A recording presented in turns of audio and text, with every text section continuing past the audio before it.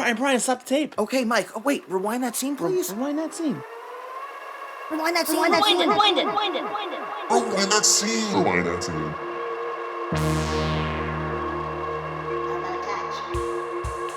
I'm Mike Rizzo. And I'm Brian Bonds. And together we are Bobo Touch. And this is Rewind That Scene. That's a podcast where Brian and I, lifelong friends, comedy duo, dissect and love all of our movies from the 80s and 90s. Right, Baby Bond? It's true.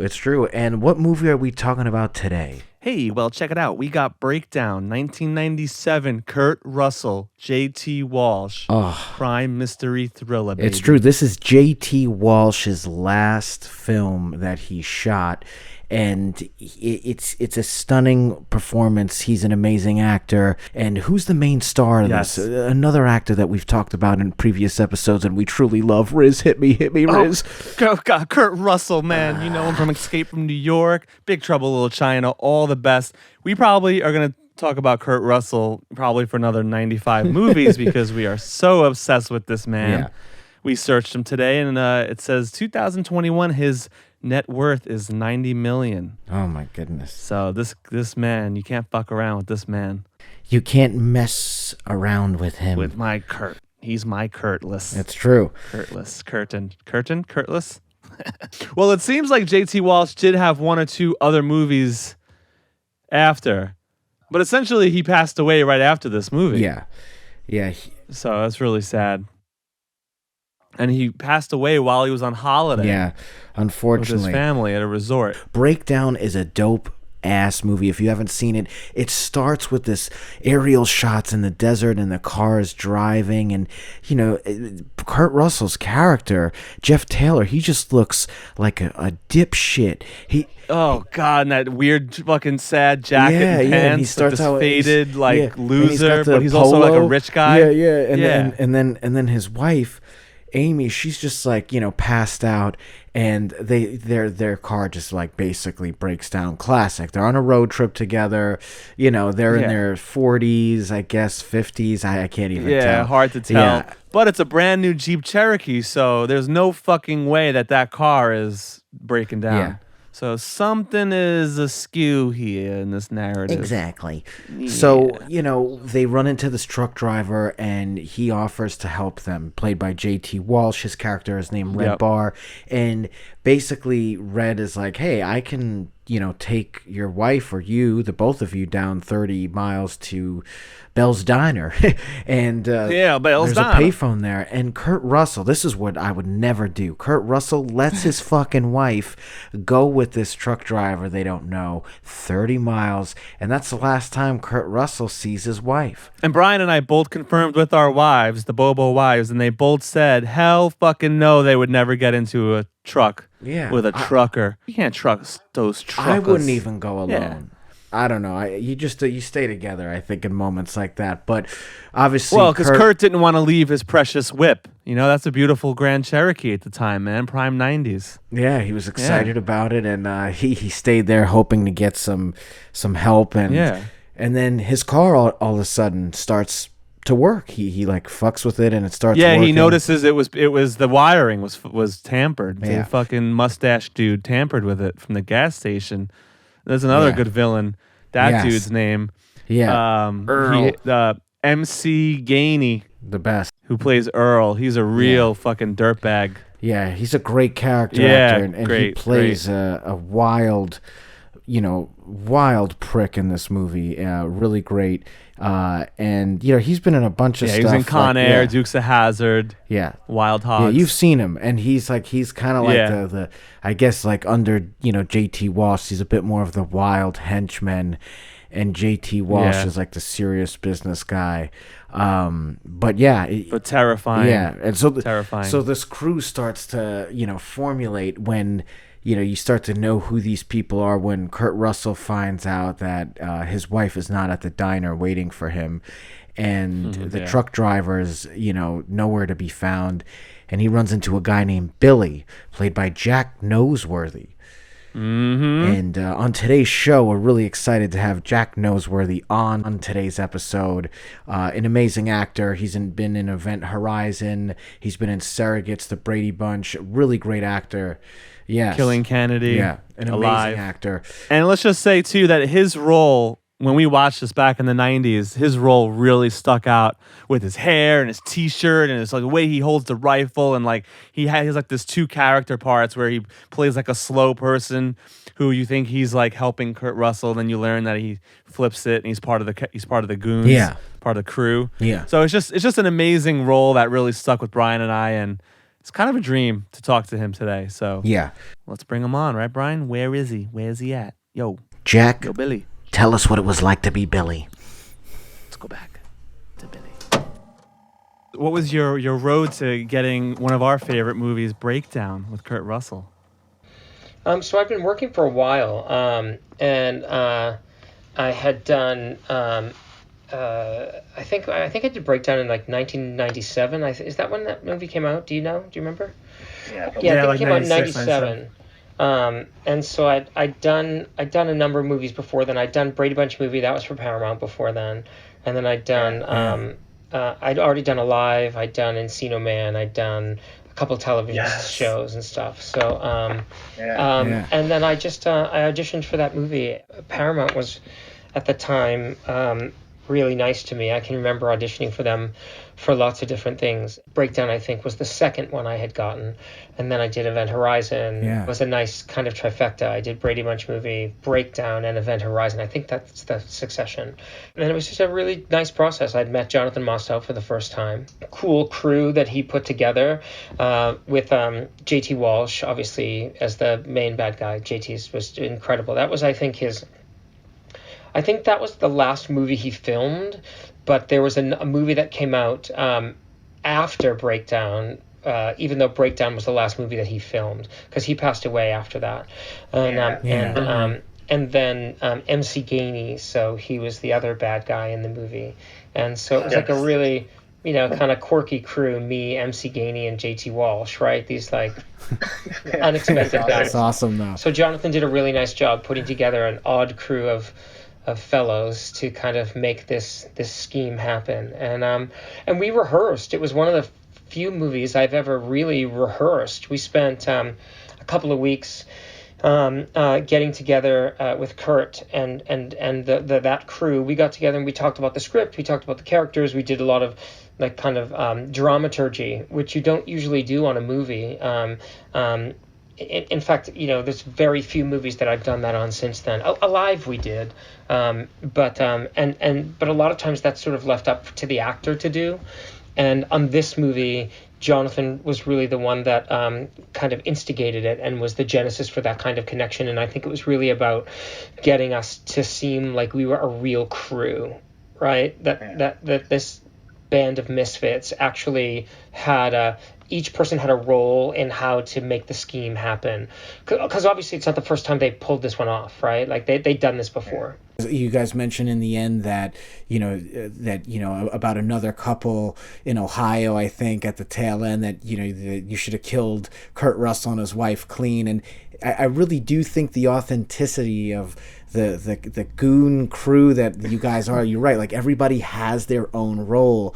It's awesome. And how did you kind of tap into the darkness of that role and the bad guy in you? Because you're pretty convincing, and you're also your reveal with the blue cap and the blue jacket. I love that when you take the hat off. Playing a completely different character and taking Kurt Russell's character for a ride, and then of course there's like a bigger reveal about who you are later. So just would love to know how you kind of tapped into that and what it was like kind of evolving that. It's an actor's dream, right? I mean, that's an actor's dream, to be able to play that kind of dual role, and then to have the opportunity for them to trust it enough to let it happen on screen, right? Because they could have cut away, but Jonathan let it happen on screen. And great. I think I had kind of led up to it, wanting to play parts like that for a while. I'd done a couple of plays that had interesting characters that were really far from who my center is, but there's a way to find something positive about them And so I really, I had a lot of empathy for what Billy's journey was, and I just really understood how he wanted to fit in. And so that being able to take on that role, I imagined that there was lots of time spent with him playing that character when they were probably sitting around drinking and just having fun. And then he actually used this idea of Billy as a way to incorporate it into the scheme that they were doing. So it felt to me like it was part of the game.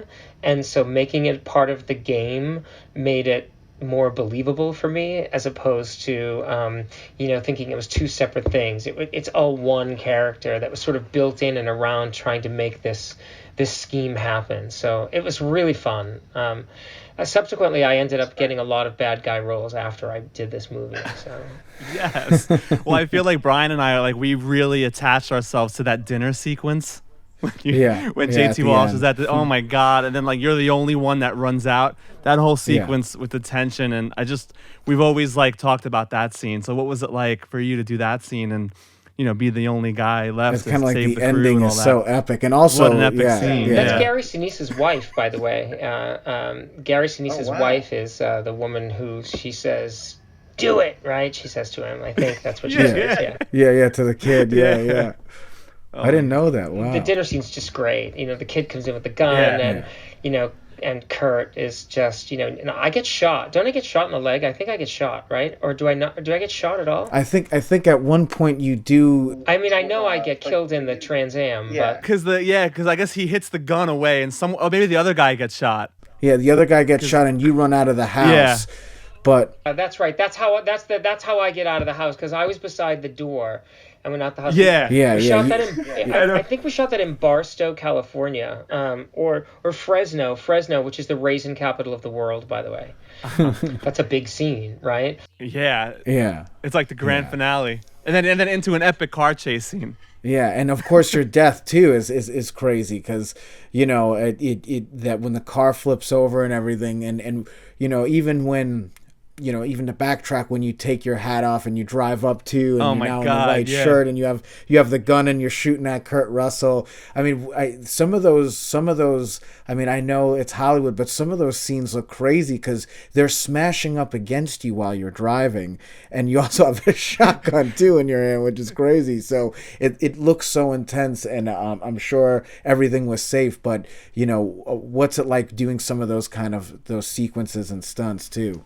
I believe there's a stunt coordinator. I don't know if he did Breakdown or not, that I'd worked with a number of times. His name's Jim Arnett. You guys can probably fact check that. But there's the Jim was a famous stunt coordinator, right? And I'd worked with him a couple of times. I don't know if he did that one or not. I know he did. I think he did Event Horizon, and he might have even done Alive. But that guy really maps that out, right? So it's choreographed and everything that's going to happen, but there's always still a sense of danger, right? And so they let you do as much as they think you can do, and as much as insurance will let you do. So for example, I did a movie once where I had to I did a Western, and I had to horseback ride. And it took me a really long time. I was really surprised at horseback riding's difficult.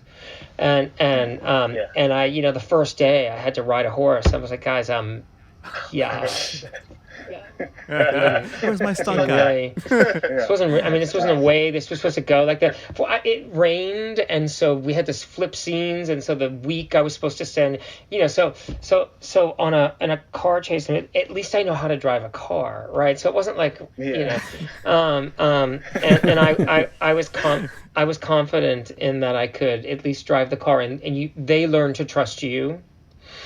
And then of course, all the really difficult stuff, it's obviously not me, but the close-ups are, and then and it's fun. I mean, at first you're sort of freaked out that you're shooting guns and you're shooting at people, and of course, you're not really shooting at anybody, right? Or anything. There's really nobody on there, and at first it's kind of intimidating, and when all of the focus is on you, and they have to get the shot, and the sun is coming down, and you've got 2 more takes before you lose the light, and the sun is coming down, and if you drive too far in one direction and take out your gun at the wrong time, or if something like it screws up the shot and everybody has to go back, all the pressure is on you. So that part's a lot of pressure and challenging. But then you you actually just get into it. You've got a shotgun and you're shooting. Like, when else do you get to do things like this? Never. The way you whip in with the shotgun is such a beautiful moment when you first come in with the oh my god, I love that shot. It was great. really, really fun. That's great. And then actually when I run out and the whole barn sequence and you see Kathleen, is she under the wood and like you see her eyes and she sees Kurt, they see each other. Do you remember that? Yes. Oh, through the hole? Yeah. And then we're chasing around like that. Jonathan's great at those chase sequences. We did U571 together too. Oh, cool. And he really creates an amazing chase sequence. So that's awesome. I know we're talking about breakdown, but there's a sequence in a movie called The Surrogates that I did with Bruce Willis. There's another sequence in that movie that was done by the guy who does all the Bond movies. Those sequences, sometimes they can take up to 3 weeks to shoot, because you just shoot one piece at a time with, sometimes there's 6 cameras, right? Just shooting one sequence. And then they just get every angle and you get a couple of takes by the time they get the camera set up. And so it's fun, but you definitely feel like there's a lot of money riding on whether or not you land on this X when you jump, or if the car goes this way, or if, you just feel like the whole set is waiting. And if you screw up, it's like, oh, we got to do it again. Talk about pressure. Yeah, I know it happens. Because it's money, right? It's awesome. It's money. Yeah. But it's true. What about the white tee that you're wearing? Did you have like 100-pack white tees? In the movie. It's not really white, actually. No, it's not. I think I have a picture. It's really funny because I talked to Jonathan a couple of weeks ago, and we started taking up photographs, and I actually had some. What did I do with them? I have some really funny shots from that movie of some of the times that we had the bloopers, and we had bloopers, and I had some shots of bloopers. That was fun. So that's awesome. Nice. No, that's awesome. No, I tend not to really take souvenirs home because I just don't want them to clutter the apartment. Yeah, definitely. Yeah, I hear you. Well, yeah, it's such a great movie, and I think action and thriller, tense movies like that from the 90s have such a great feel to them, and there's a lot of predictability and ridiculous stuff out now, and it's always great when you see once in a blue moon like movies that are inspired by movies like Breakdown, and I really feel that you're so just great in that film, and would love to know what you're currently working on too, and if you want to plug any projects. The last time I made a movie right in 2018, and then I went out to Toronto to do that Broadway show Come From Away. Have you seen Come From Away? Yeah, for sure, yeah. If you haven't, you've probably seen it on buses somewhere in New York City, but it's a really successful Broadway show that I went to do in Toronto, and I did that for a year. And then I came back, and I wanted to getting a master's degree at NYU in theater business. And so I've only got 12 credits to go. So I'll have my master's degree probably by the end of next summer, by the fall. And then my husband and I formed our own production company about 6 years ago, and we've been acquiring material to create and produce material on our own. And so we've started to have some success with that. Nice. That's great. Yeah. And so that's really been the direction that I've been going in. And in the interim, I took a job at an organization called Broadway Cares Equity Fights AIDS.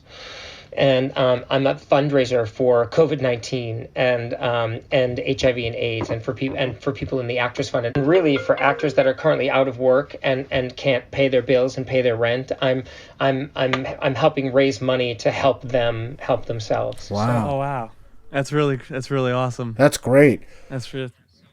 But I made a conscious decision after I finished Come From Away that I was going to try to focus on the business side for a while.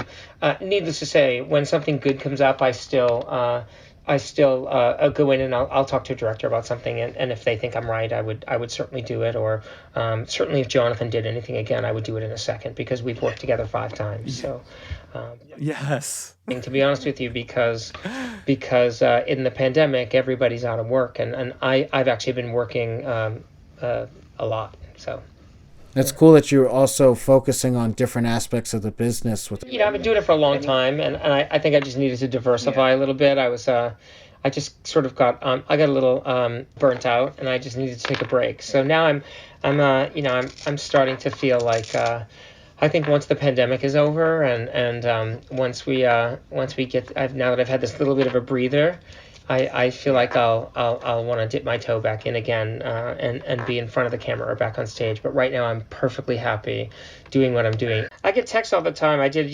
whenever something's on or somebody sees something, or I did all the Law and Orders and everything, and they run all the time. Yes. I'm always getting texts from people saying, "I just saw you raping someone on Law and Order." I'm like, "Yeah, you probably did." The best. I love Law and Order. Well, guys, it's good to talk to you. Oh, man. Thank you, Jack. That was awesome. Appreciate your time. What amazing.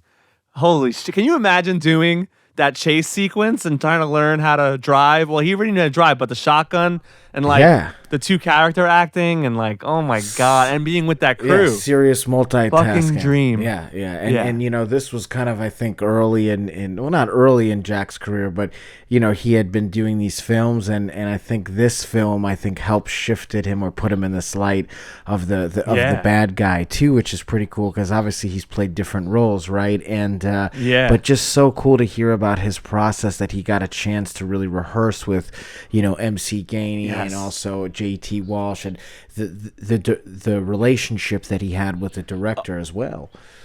Oh, the director Jonathan. Yeah, I mean, he talked highly of him, and what a talent right That's there. great. The talent on this is immense. Yes, yeah. Oh my God.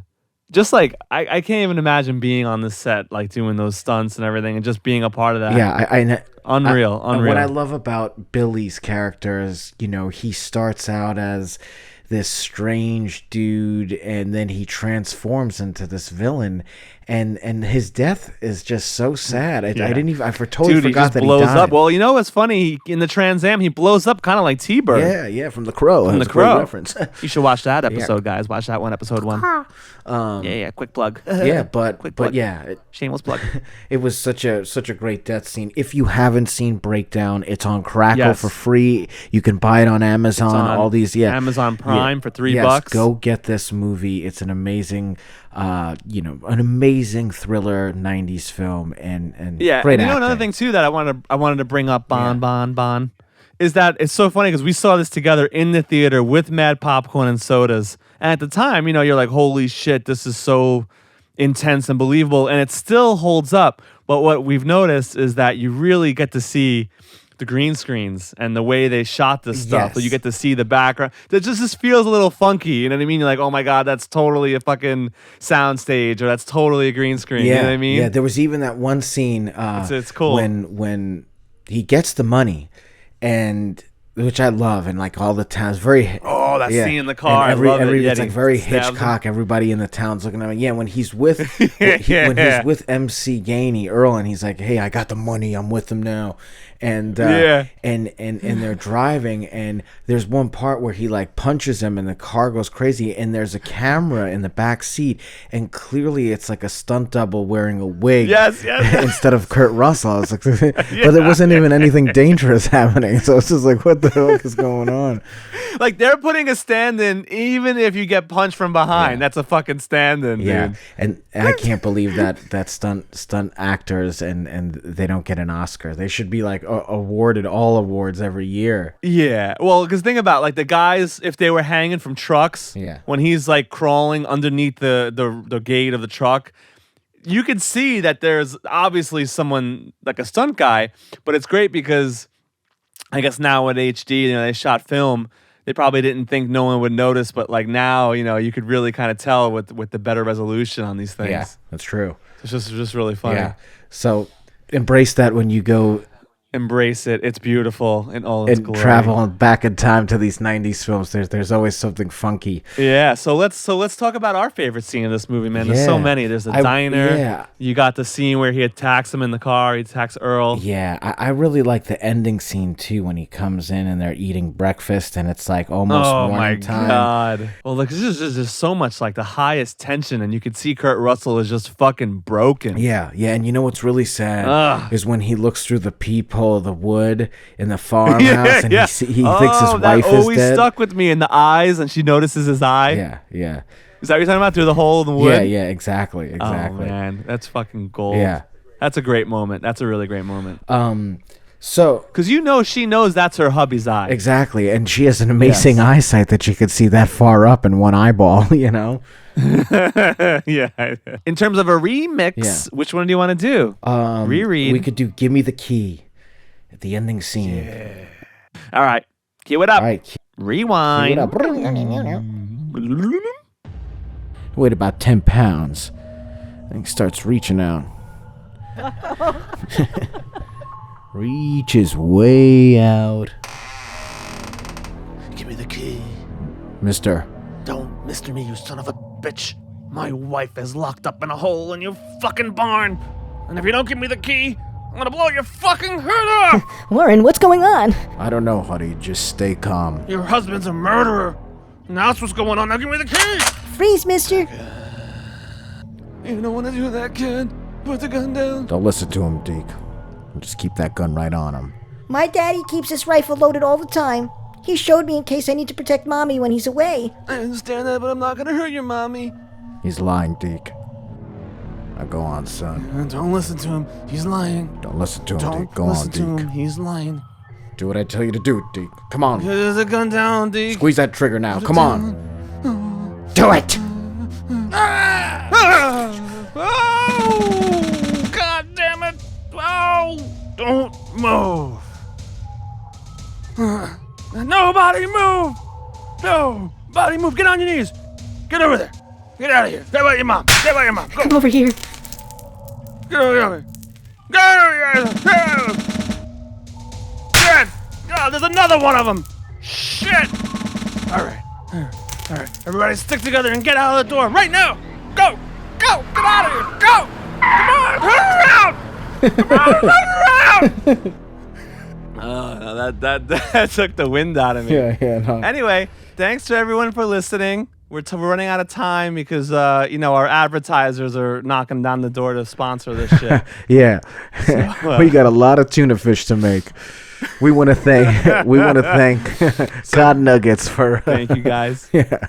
Thank you guys so much for listening. We got awesome episodes coming up in the next few weeks, so stay tuned. Oh yeah. And go give us a follow on Instagram, Facebook, Twitter at Bobo Touch, and check out our web series, Bobo Touch Helpline. Thanks again for listening. And go watch Breakdown. Go watch Breakdown and keep an eye out for Jack's work coming up. A lot of cool things he has coming up. Love you guys. Bye. Bobo Touch.